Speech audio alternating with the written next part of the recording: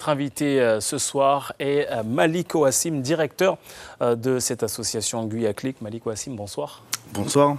Alors, qu'est-ce que ce prix représente pour vous et votre association ?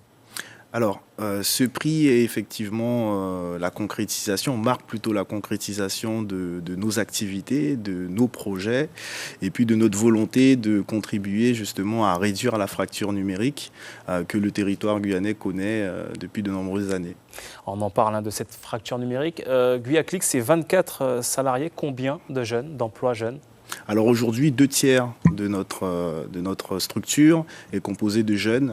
Et pour préciser, ce sont des jeunes de moins de 26 ans qui sont acteurs de l'ensemble des activités que nous proposons.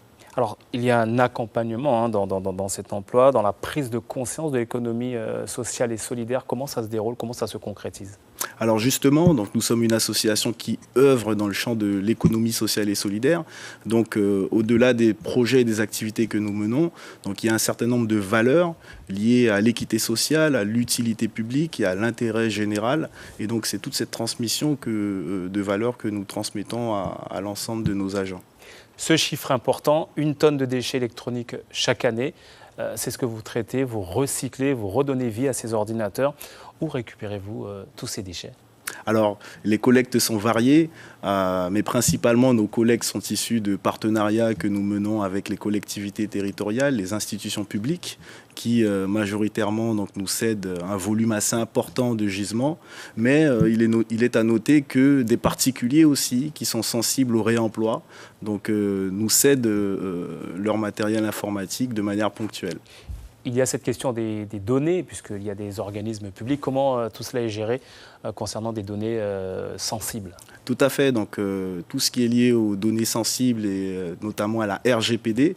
Donc, il faut le savoir que notre activité répond à un cahier des charges et à un agrément qui permet donc, de mettre en place un processus de prise en charge du matériel informatique qui permet d'une part la traçabilité des données et puis son dit formatage, donc l'effacement qui est transmis aux donateurs. Et pour terminer, on sait que vous avez été donc récompensé pour cette activité. Quelle attribution, comment se déroule l'attribution des ordinateurs, de ces fameux ordinateurs recyclés? À qui donnez-vous ces machines? Alors l'attribution se fait de plusieurs manières. Donc majoritairement, nous procédons à une redistribution à prix symbolique, c'est-à-dire qu'à partir de 100 €, un bénéficiaire peut acquérir un ordinateur complet de manière à être opérationnel de suite. Et puis, donc, dans le cadre de projets précis, nous procédons au don d'un certain nombre de matériel informatique à des structures non lucratives porteuses de projets. Par exemple, des associations ou encore des établissements scolaires peuvent en bénéficier. Malik Ouassim, merci d'avoir répondu à notre invitation. Suivez l'info sur Guyana Première, télé, radio et Internet.